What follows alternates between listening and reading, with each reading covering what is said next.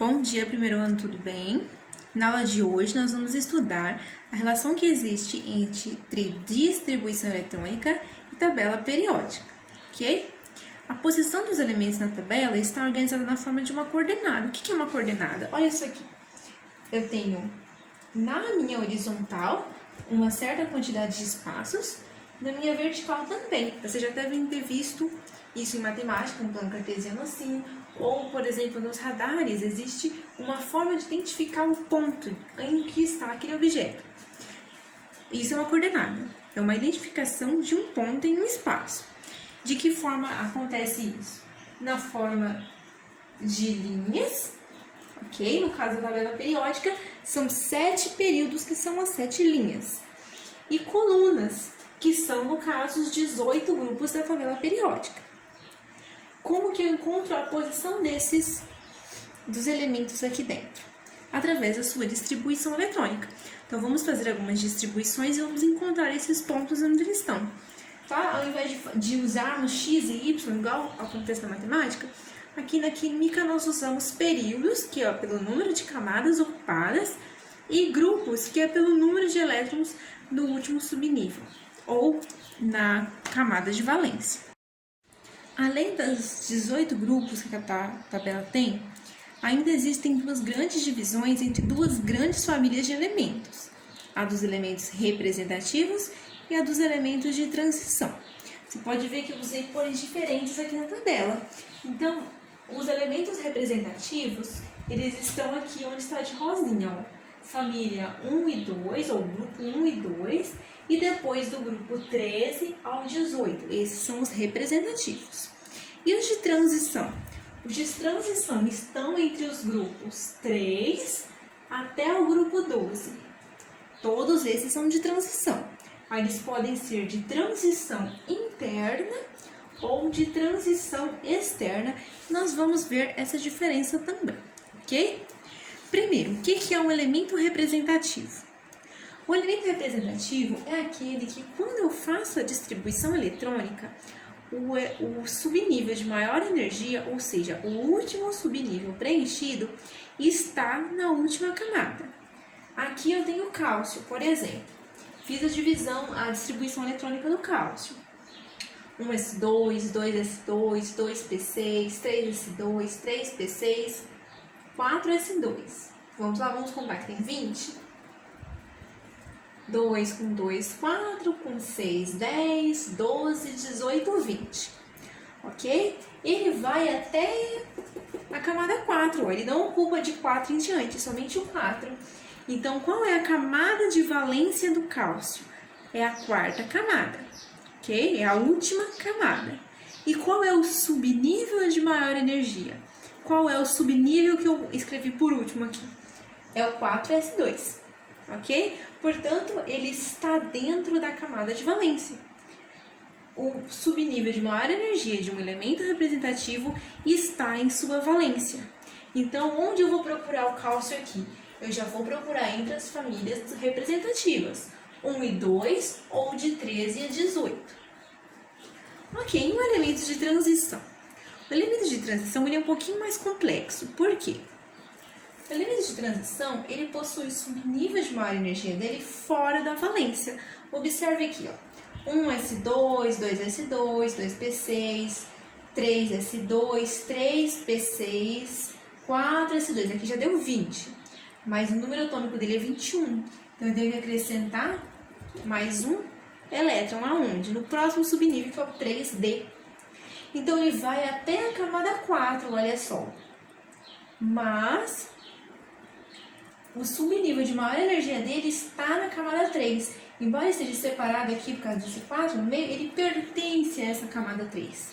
Então, ele é um elemento de transição, porque o seu subnível de maior energia está fora da camada de valência, ok? Mas aí, entre os elementos de transição, nós temos duas subdivisões, de transição externa e de transição interna. Acompanha comigo aí no quadro.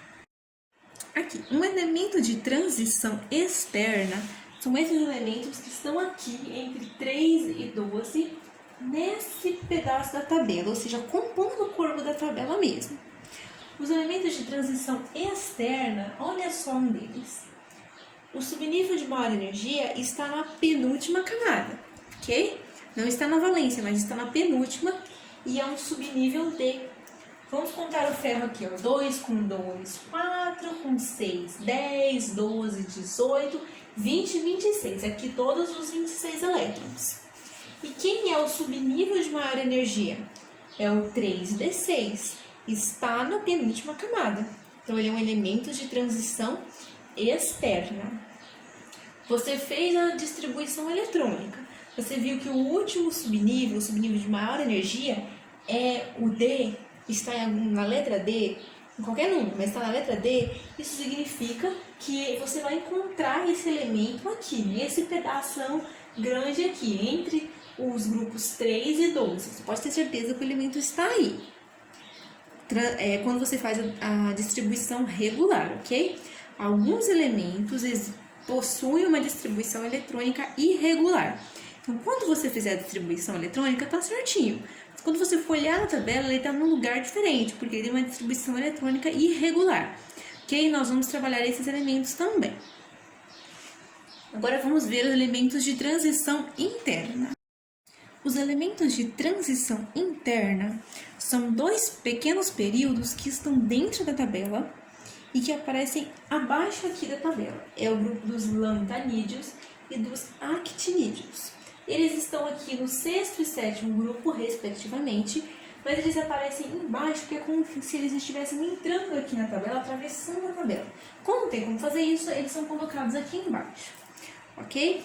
O que tem de diferente nesses dois grupos? Primeiramente, lembrando, eles serão sempre grupos que têm números atômicos grandes, acima de 50. Ok? O lantânio, que é o primeiro, tem o número 57. O que tem nesses elementos de transição interna? Quando você faz a distribuição eletrônica, você termina em 7.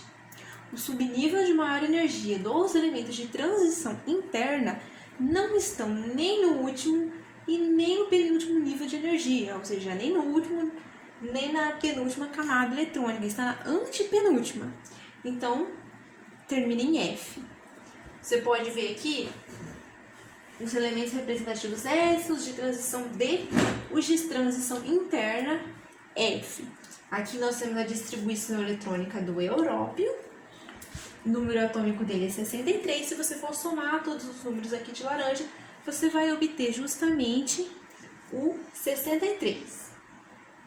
É claro que nem todo elemento que tem um número atômico grande é de transição interna, ok? Nós temos, por exemplo, o mercúrio, que tem número atômico 80, e ele não é de transição interna. Como você vai saber se ele é? Somente por meio da distribuição eletrônica.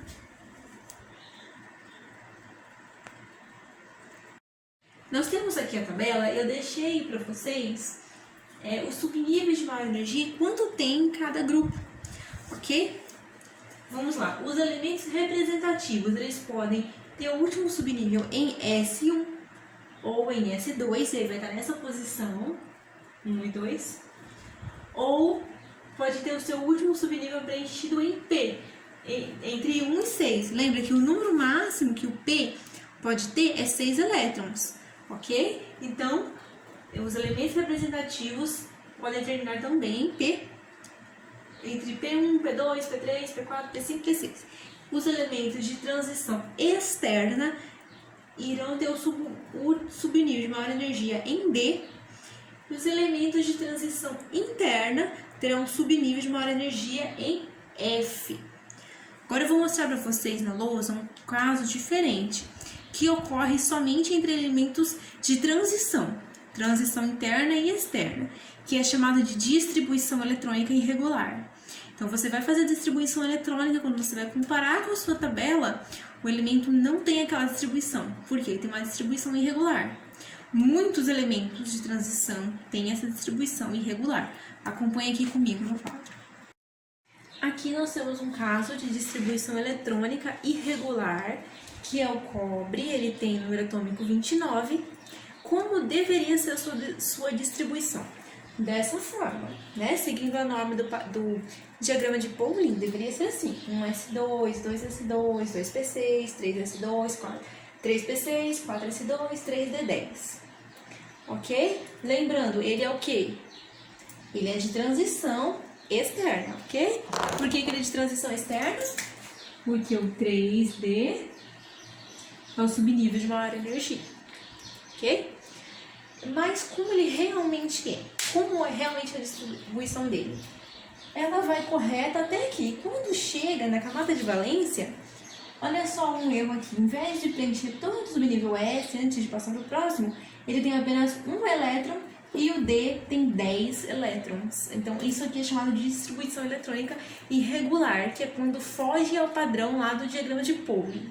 Acontece em vários elementos de transição e também de transição interna entre a camada de valência e o último subnível, entre o penúltimo subnível e o último subnível. Por aí, ok? Mas, professora, como que eu vou saber para encontrar esse elemento? Para encontrar o elemento na tabela, você vai entender como é a distribuição dele regular, como que ela deveria ser regular. Então, você vai encontrar ele na tabela com base nisso. Na próxima aula, nós veremos como encontrar certamente as coordenadas, ok? Hoje nós estamos reforçando, tentando deixar bem fixado o que são representativos, o que são de transição e o que são de transição interna, ok? No próximo vídeo nós vamos ver as coordenadas considerando a distribuição eletrônica no total, ok? Então é isso aí. Nós temos também o lantânio, número 57, ele também tem distribuição irregular. O ouro, a prata também tem distribuições eletrônicas irregulares. Pessoal, agora nós temos alguns elementos aqui com suas distribuições eletrônicas para a gente classificar entre representativos e de transição, ok? Então vamos lá. O flúor com número atômico igual a 9, e aqui está a minha distribuição eletrônica: 1s2, 2s2, 2p5, ok? Então, qual é a camada de valência dele? Ele ocupa até o número 2, então a camada de valência dele é o 2. Onde está o subnível de maior energia dele? Em 2p, ou seja, é o subnível P que já determina para mim que ele é representativo, ok? Lembra lá da tabela? Terminou em P é representativo. E detalhe, terminou em P está na camada 2, que é o último, então representativo. Vamos marcar ele de rosa aqui.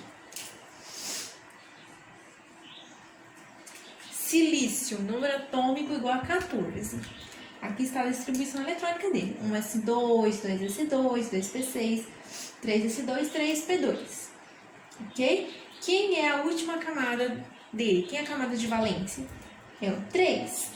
Ok? E onde está o subnível de maior energia? Ele termina em P. E está na última camada, é um 3p. Então, ele é representativo também.